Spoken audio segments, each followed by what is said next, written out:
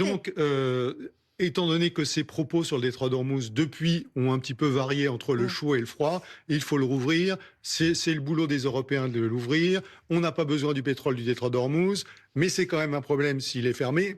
Je pense qu'il a peut-être voulu redonner un peu de clarté, en tout cas pour le moment, sur la validité de cet ultimatum lancé le 26 mars.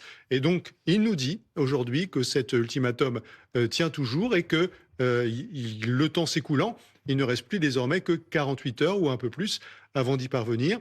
Faute de quoi, dit-il, c'est l'enfer qui va se déchaîner contre les Iraniens. Donc c'est en quelque sorte une mise à jour de cet ultimatum qu'il avait lancé pour une première fois le 26 mars, mais avec, j'allais dire, un ton diamétralement opposé. Lorsqu'il donne 10 jours le 26 mars, c'est plutôt un moment de détente. Oui. On a On l'impression a qu'il plutôt fait l'impression que la diplomatie est en train d'agir en fond, en toile de voilà, on a fond. l'impression qu'il se donne un peu d'air et qu'il donne un Mmh. petit peu d'air et qu'il veut en quelque sorte rassurer les marchés financiers. Là, on est dans une logique inverse. Il serre à nouveau l'écrou, si l'on peut dire, il serre à nouveau la vis et il menace d'intervenir encore plus massivement s'il n'y a pas de progrès majeur dans la circulation dans les détroits d'Ormuz d'ici 48 heures. Ronald Lato, donc nouveau coup de menton de Donald Trump.